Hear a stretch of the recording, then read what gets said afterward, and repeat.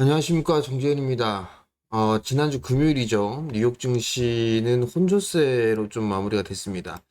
다우지수와 S&P 500은 강보합세로 좀 마무리가 됐고요. 나스닥 시장은 약보합세로 마무리가 되는 그런 모습입니다. 필라델피아 반도지수는 0.96% 상승을 하면서 마무리가 됐고요.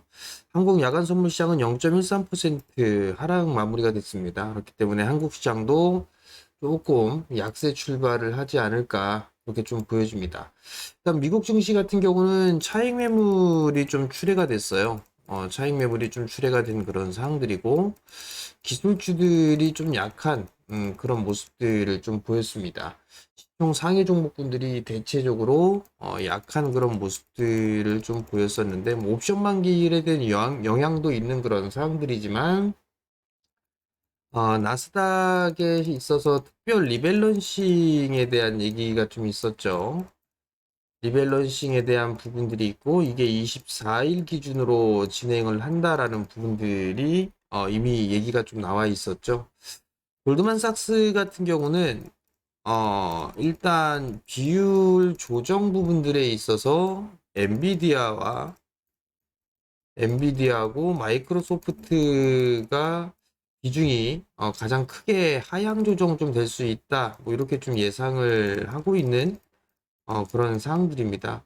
그렇기 때문에 조정을 좀 받은 그런 모습들이 좀 있을 것 같고요. 그리고 테슬라와 넷플릭스가 실적 발표를 했음에도 불구하고 일단은 양호한 실적이 좀 나왔었죠. 테슬라 같은 경우는. 그렇지만 차익 매물이 좀 출회가 되는 그런 모습들이 좀 보였습니다. 이 부분들이 한국 시장하고는 조금 다른 그런 모습들이 나오는 게 아닌가라고 좀 보여지고요. 대체적으로 보게 된다라면 지난주 금요일 시장 보게 되면 뭐 풍력 관련주가 좀 상승을 해주는 그런 모습들을 좀 보였었고요. 헬스케어 쪽 섹터도 그 나름대로 선방을 해주는 그런 모습들을 좀 보였습니다.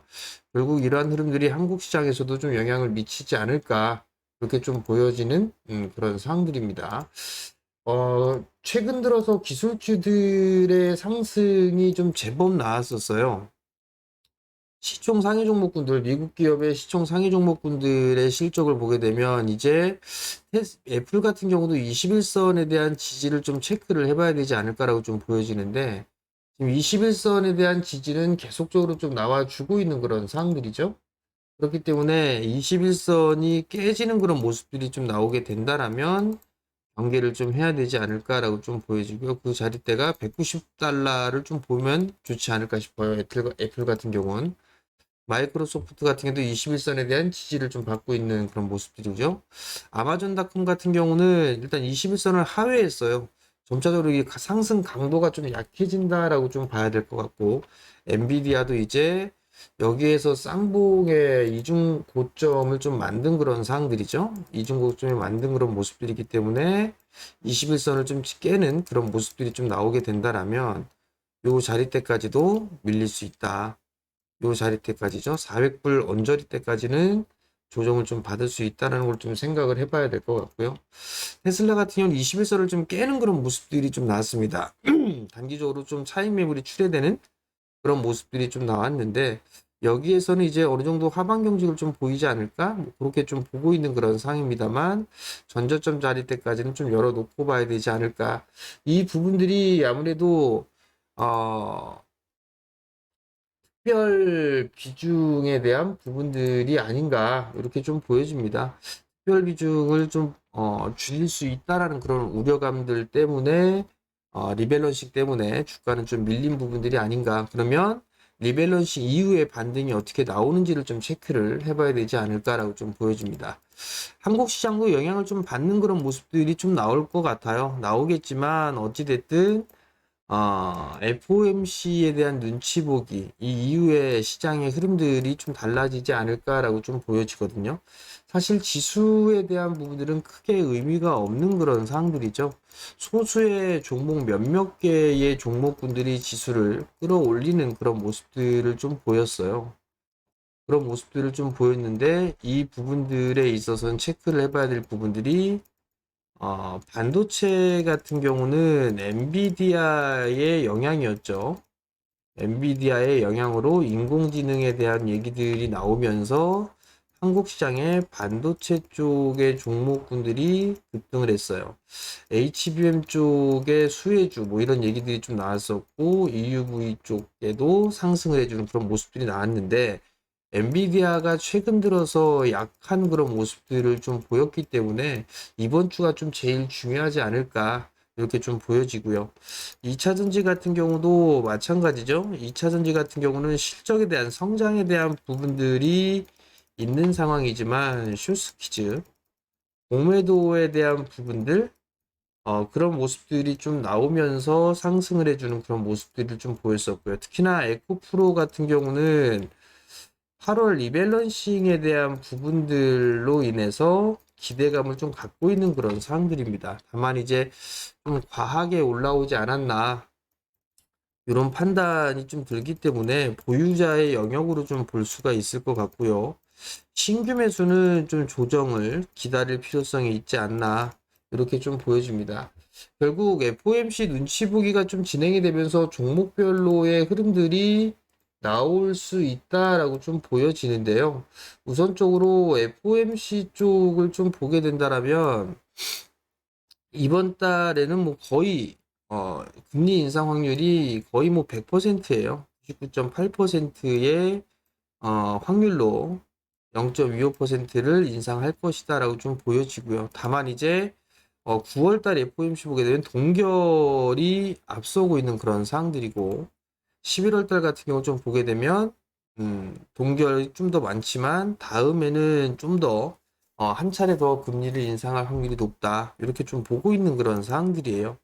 결국은 동결, 즉 이번 달에 FOMC를 마무리가 하고 난 이후에 과연 파월 의장이 어떤 언급을 하는가, 언급을 좀 주시할 필요성이 있을 것 같고요. 시장에 있어서는 이번 금리 인상, 이번 0.25% 금리 인상이 마지막이구나라고 좀 생각을 하고 있는 그런 사항들이에요.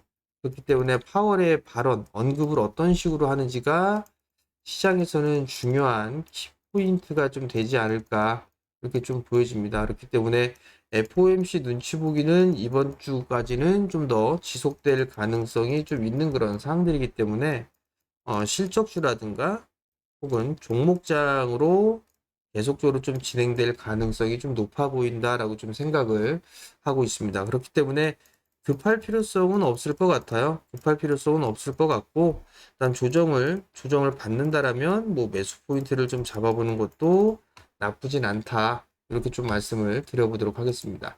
지난주에 환율에 대한 부분들, 외국인 수급적인 부분들을 좀 말씀을 좀 드렸어요. 환율이 급반등이 좀 나와주는 그런 모습들을 좀 보였었고, 일단은 이 자리대 갭을 뭐 메우는 그런 모습들이 좀 나타날, 그럴 소지가 좀 보여지겠죠? 근데 중요한 부분들은 이 1300원대를 다시 안착을 해주는 그런 모습들이 나오게 된다라면, 이 부근대에 안착을 해주게 된다라면, 다시 시장에 있어서는 변동성이 좀 생길 수가 있는 그런 상황들이에요. 그렇다는 얘기는 외국인의 수급을 좀 봐야 될 필요성이 좀 있는 그런 상황들이거든요. 만약에 이 자리대, 정고점 자리대를 넘어서는 그런 모습들이 나오게 된다라면 외국인은 매도로 좀 전환될 가능성이 좀 높아 보입니다. 그렇기 때문에 환율에 대한 추이는 좀 계속적으로 좀 체크를 해볼 필요성은 있을 것 같고, 그냥 1300원에서 1260원, 50원? 뭐 이 자리대에서 좀 박스권으로 계속 움직여주는 게 제일 좋지 않을까 이렇게 좀 보여집니다. 결국 환율에 의해서 외국인 수급까지도 좀 결정이 될 그런 요인이다라고 좀 보시면 좋을 것 같고, 이번 주는 FOMC 눈치 보기가 진행이 된다라는 거. 그렇기 때문에 조정을 받는다라면 뭐 러프하게 매수 관점을, 매수 타이밍을 좀 잡아보는 그런 전략이 좀 좋지 않나라고 좀 보여집니다. 이번 주에 반등이 좀 나오게 된다는 종목장으로 좀 진행될 가능성이 좀 높아 보이는데요. 만약에 뭐 매수를 해본다라고 하게 된다라면 반도체 쪽이라든가 뭐 2차전지 소수의 종목군들만 좀 올라가는 부분들이 있기 때문에 순환매를 좀 노려보는 그런 전략이 좀 좋지 않나라고 좀 보여지고요. 못 올라가 있는 섹터들이나 종목군들 섹터가 아니라 종목이죠. 순환매 관점에서 보는 전략이 좀 좋지 않나라고 좀 보여지고요. 뭐 이 이외에 관심 있게 좀 볼만한 업종군들이나 이런 것들은 지난주에 제약바이오 쪽이 좀 강한 그런 모습들이 좀 나왔었어요. 연속성에 대한 부분들은 좀 떨어질 수가 있는 그런 사항들인데 이 부분들은 금리에 대한 부분들이 원체 높기 때문에 제약바이오 쪽에 있어서는 제한적인 제약이 좀 따르는 그런 사항들이에요. 그렇지만 가격이 좀 많이 밀려 내려온 그런 사항들이기 때문에 제약바이오 쪽 섹터의 시장에 대한 방어 혹은 반등 이 부분들은 조금 더 이어질 수 있지 않을까라고 좀 보여지고요. 그리고 다음 달에 물가지표라든가 이런 여러 가지 발표가 있는데 그게 뚝 떨어질 것 같지는 않습니다. 그 이유가 원자재 가격이 다시 상승을 하고 있다라는 거, 뭐 곡물이라든가 뭐 이런 쪽이 좀 상승하고 있죠. 그렇기 때문에 테마성의 흐름들로 원자재 쪽 관련주들도 한번 관심 있게 좀 보시면 좋을 것 같고요. 자동차 쪽, 특히나 자동차 쪽 같은 경우는 부품 쪽이죠. 부품 쪽 같은 경우는 한번 매수 타이밍을 좀 노려보는 것도 나쁘진 않을 것 같다. 이렇게 좀 말씀을 드리도록 할 테니까 참고를 좀 하시면 좋을 것 같습니다. 자, 지수보다는 종목에 포커스를 좀 맞추는 그런 전략이 좀 여전히 유효하다라는 거, 근데 급할 건 없다라는 거, 이 부분들 좀 기억을 하시고 시장에 좀 대응을 하시면 좋을 것 같고요. 무리해서 하지 말자라는 말씀 드리도록 하겠습니다. 자, 매일 영상으로 좀 올려드리고 있습니다, 여러분들. 그렇기 때문에 구독 신청 부탁드리고요. 영상을 보시면 좋아요도 눌러주시면 감사하겠습니다. 자, 한 주 성공 투자하시고요. 저는 내일 다시 찾아뵙도록 하겠습니다. 마치겠습니다.